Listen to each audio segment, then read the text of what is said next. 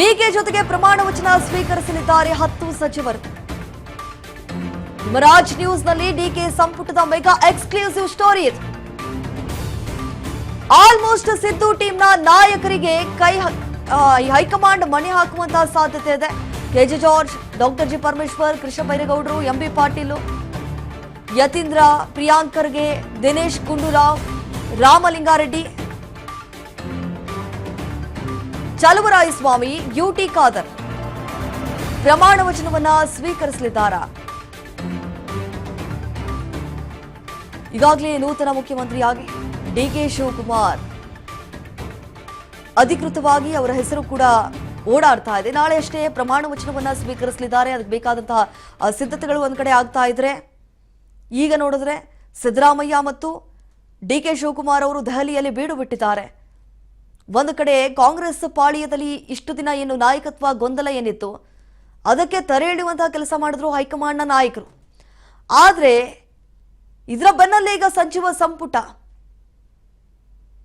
Surgery ಆಗಬೇಕು, ತಮ್ಮ ಮಂತ್ರಿಗಿರಿ ಸ್ಥಾನವನ್ನು ಉಳಿಸಿಕೊಳ್ಬೇಕು ಅನ್ನುವಂತಹ ನಿಟ್ಟಿನಲ್ಲಿ ಸಾಕಷ್ಟು ಕಸರತ್ತನ್ನ ಮಾಡ್ತಿದ್ದಾರೆ. ಈಗ ನೋಡಿ, 60ಕ್ಕೂ ಹೆಚ್ಚು ಆಕಾಂಕ್ಷಿಗಳು, ಸಚಿವ ಆಕಾಂಕ್ಷಿಗಳು ಭಾರಿ ಪೈಪೋಟಿಯನ್ನ ನಡೆಸಿದ್ದಾರೆ. ದೆಹಲಿಗೆ ತೆರಳಿದ್ದಾರೆ ನಾಯಕರು. ಸೊ ಯಾರಿಗೆಲ್ಲ ಚಾನ್ಸ್ ಒಲಿಯುತ್ತೆ ಅನ್ನುವಂಥದ್ದೇ ಪ್ರಶ್ನೆ ಈಗ ಮೂಡ್ತಾ ಇದೆ. ಹೊಸ ಸಂಪುಟವನ್ನ ಸೇರ್ಕೊಳ್ಬೇಕು ಅಂತ ಹೇಳಿ ಕಾಂಗ್ರೆಸ್ನಲ್ಲಿ ಇನ್ನಿಲ್ಲದಂತಹ ಕಸರತ್ತನ್ನ ಮಾಡ್ತಿದ್ದಾರೆ. 100 ಶಾಸಕರು ಪೈಪೋಟಿಯನ್ನ ಹಿಡಿದಿದ್ದಾರೆ.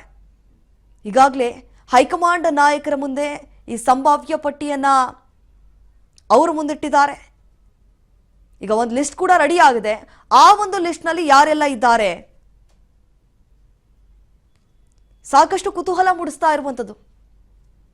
ಒಂದು ಕಡೆ ಏನಾದ್ರೂ ಸಿಎಂ ಆಪ್ತಬಣದಲ್ಲಿ ಗುರುತಿಸಿಕೊಂಡಿರುವಂತಹ ನಾಯಕರುಗಳು ಯಾರೆಲ್ಲ ಇದ್ದಾರಲ್ಲ, ಅವ್ರಿಗೇನಾದ್ರೂ ಸಚಿವ ಸ್ಥಾನವನ್ನ ಕೊಡದೆ ಹೋಗ್ಬಿಟ್ರೆ ಎಲ್ಲ ಒಂದು ಕಡೆ ಅನಿಸ್ತಾ ಇದೆ ನಮಗೆ, ಸಿದ್ದರಾಮಯ್ಯ ಅವರು ಆಬ್ವಿಯಸ್ಲಿ ಬೇಸರಗೊಳ್ತಾರೆ. ಈಗ 60ಕ್ಕೂ ಹೆಚ್ಚು ಪ್ರಬಲ ಆಕಾಂಕ್ಷಿಗಳೇ ಇದ್ದಾರೆ. ಇನ್ನು ಮಂತ್ರಿ ಸ್ಥಾನದ ಅವಕಾಶದ ನಿರೀಕ್ಷೆಯಲ್ಲಿರುವಂತರು 30ರಿಂದ 40 ಮಂದಿ ಇದ್ದಾರೆ. ನಿಜಕ್ಕೂ ಅಲ್ಲಿಗೆ ಈ ಸಚಿವರಾಗುವಂತಹ ಕನಸು ಹೊತ್ತವರ ಸಂಖ್ಯೆ ಆಲ್ಮೋಸ್ಟ್ ಶತಕವನ್ನೇ ದಾಟಬಹುದು ಅಂದ್ರೂ ಕೂಡ ತಪ್ಪಾಗ್ಲಿಕ್ಕಿಲ್ಲ. ಈಗ ನಿಜಕ್ಕೂ ದೊಡ್ಡ ತಲೆನೋವಾಗ್ಬಿಟ್ಟಿದೆ ಹೈಕಮಾಂಡ್ ನಾಯಕರಿಗೆ. ಯಾರಿಗೆ ಕೊಡೋದು, ಯಾರಿಗೆ ಬಿಡಬಹುದು? ಯಾಕಂತಂದ್ರೆ ಒಂದೊಂದು ಕ್ಷೇತ್ರದಲ್ಲಿ 3 ಜನ ಲಾಬಿ ಮಾಡ್ತಾ ಇದ್ರೆ ಆ 3 ಜನಕ್ಕೆ ಕೊಡಕ್ಕಾಗತ್ತಾ? ಇಲ್ಲ. ಕೊಡಂಗಿದ್ರೆ ಒಬ್ರಿಗೆ ಕೊಡಬೇಕಾಗತ್ತೆ, ಅಳೆದು ತೂಗಿ. ಅವರು ಸೂಕ್ತನಾ? ಒಂದು ವೇಳೆ ಏನಾದರೂ ಅವರನ್ನ ಆಯ್ಕೆ ಮಾಡಿದ್ರೆ ಅವ್ರ ಪಕ್ಷಕ್ಕಾಗಿ ಎಷ್ಟರ ಮಟ್ಟಿಗೆ ಕೆಲಸ ಮಾಡ್ತಾರೆ, ಇವೆಲ್ಲವನ್ನ ಗಮನಿಸಿ ತದನಂತರ ಹೈಕಮಾಂಡ್ ನಾಯಕರು ಯೋಚನೆ ಮಾಡ್ತಾರೆ. ಸುಖ ಸುಮ್ಮನೆ ಯಾರ್ಯಾರಿಗೂ ಕೊಡಕ್ಕಾಗಂಗಿಲ್ಲ ಈ ಸಚಿವ ಸ್ಥಾನವನ್ನ.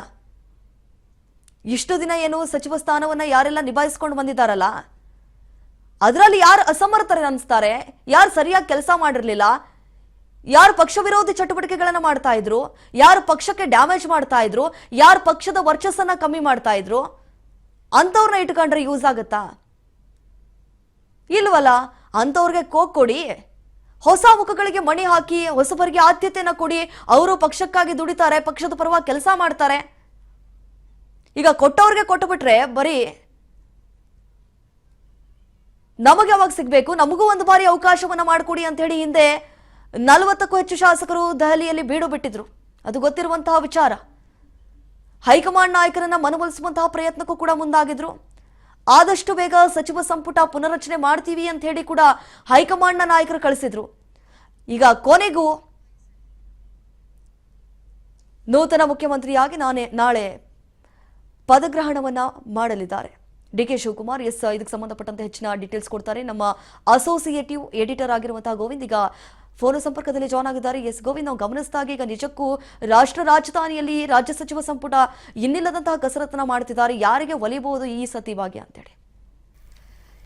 ಗೋವಿಂದ್, ನಾವು ಗಮನಿಸಿದಾಗ ಈಗ ರಾಷ್ಟ್ರ ರಾಜಧಾನಿಯಲ್ಲಿ ರಾಜ್ಯ ಸಚಿವ ಸಂಪುಟ ಕಸರತ್ತು ಎಷ್ಟರ ಮಟ್ಟಿಗೆ ದಗದಗಿಸ್ತಾ ಇದೆ ಅನ್ನೋದು ಗೊತ್ತೇ ಇದೆ. ಒಂದು ಕಡೆ 3 ಲಿಸ್ಟ್ ರೆಡಿ ಆಗಿದೆ. ಸೊ ಈ ಬಾರಿ ಹೈಕಮಾಂಡ್ ನಾಯಕರು ಯಾರಿಗೆಲ್ಲ ಈ ಒಂದು ಅವಕಾಶವನ್ನ ಮಾಡಿಕೊಡಬಹುದು ಅಂತ ಹೇಳಿ, ಏನಾದ್ರೂ ಹೊಸಬರಿಗೆ ಆತಿಥ್ಯವನ್ನ ಕೊಡಬಹುದಾ ಈ ಬಾರಿ?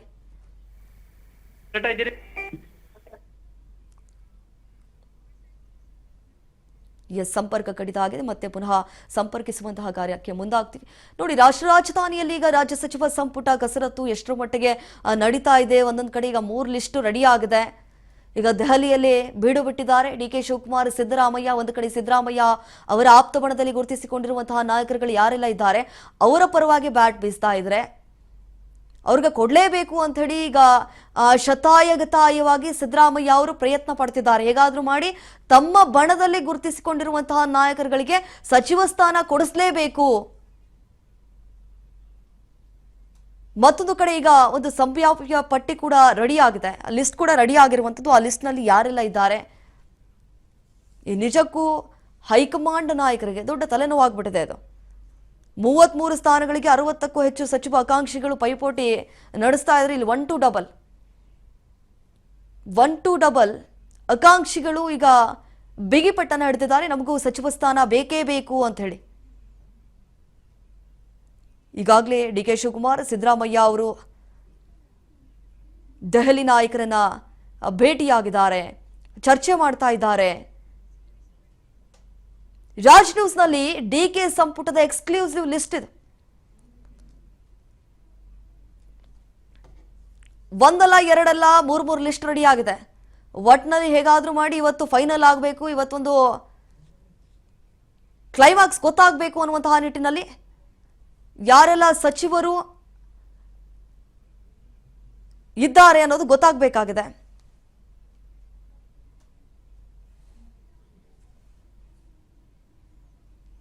ನೋಡಿ, ಜಸ್ಟ್ 33 ಸ್ಥಾನಗಳಿಗೆ 60ಕ್ಕೂ ಹೆಚ್ಚು ಪ್ರಬಲ ಆಕಾಂಕ್ಷಿಗಳಿದ್ದಾರೆ. ನಿಜಕ್ಕೂ ಇದು ಹೈಕಮಾಂಡ್ ನಾಯಕರಿಗೆ ದೊಡ್ಡ ತಲೆನೋವು ಅಂತ ಹೇಳಿದ್ರು ಕೂಡ ತಪ್ಪಾಗ್ಲಿಕ್ಕಿಲ್ಲ.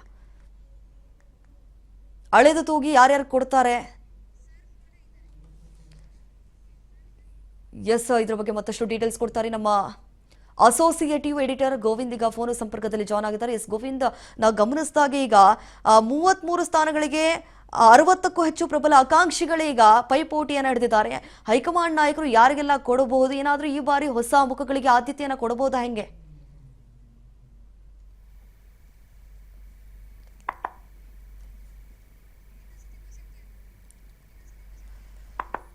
ಎಸ್ ಗೋವಿಂದ್, ನಾವು ಗಮನಿಸಿದಾಗ ಈಗ 33 ಸ್ಥಾನಗಳಿಗೆ 60ಕ್ಕೂ ಹೆಚ್ಚು ಸಚಿವ ಆಕಾಂಕ್ಷಿಗಳು ಪೈಪೋಟಿಯನ್ನು ನಡೆದಿದ್ದಾರೆ.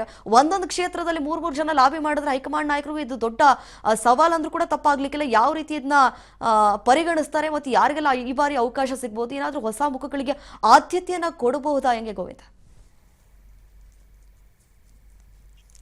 ಹಲೋ.